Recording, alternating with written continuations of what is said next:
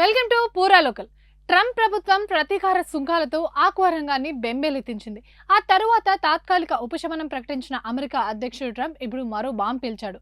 అగ్రరాజ్యానికి దిగుమతయ్యే aqua ఉత్పత్తులపై 2023-24 సంవత్సరానికి anti dumping డ్యూటీని ఏకంగా 3.96% విధించారు. ఆరేళ్లలో ఇంత పెద్ద మొత్తంలో సుంకం ఎప్పుడూ వేయలేదు.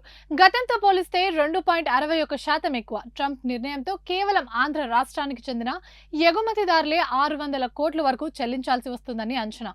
విదేశీ దిగుమతుల ద్వారా తమ దేశంలోని పరిశ్రమలకు ఆయా రంగాలపై ఆధారపడిన వారికి నష్టం జరగకుండా తీసుకునే చర్యల్లో భాగమే యాంటీ డంపింగ్ డ్యూటీ అని ట్రంప్ ప్రభుత్వం తెలిపింది. భారత్ నుండి ఎగుమతి చేసే మత్స్య ఉత్పత్తులపై అమెరికా విధించే సుంకం 1.35% చొప్పున ఉండేది.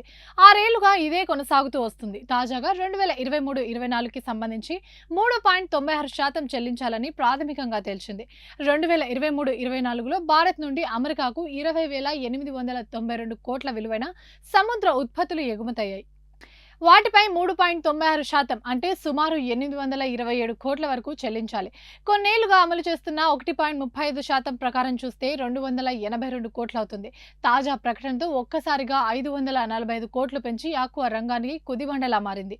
మత్స్య ఉత్పత్తుల ఎగుమతుల్లో ఆంధ్రప్రదేశ్ వాటా అధికం. దీంతో మన రాష్ట్రానికి చెందిన ఎగుమతిదారులు సుమారు 500 నుండి 600 కోట్ల వరకు చెల్లించాల్సి వస్తుందని ఆర్థిక నిపుణులు అంచనా వేస్తున్నారు.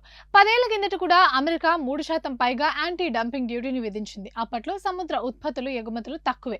2013-14లో 7,744 కోట్లు, 2014-15లో 8,830 కోట్లు మాత్రమే. అదే 2023-24లో 20,892 కోట్లుగా ఉంది. అంటే 2 రెట్లు పెరిగిందన్నమాట.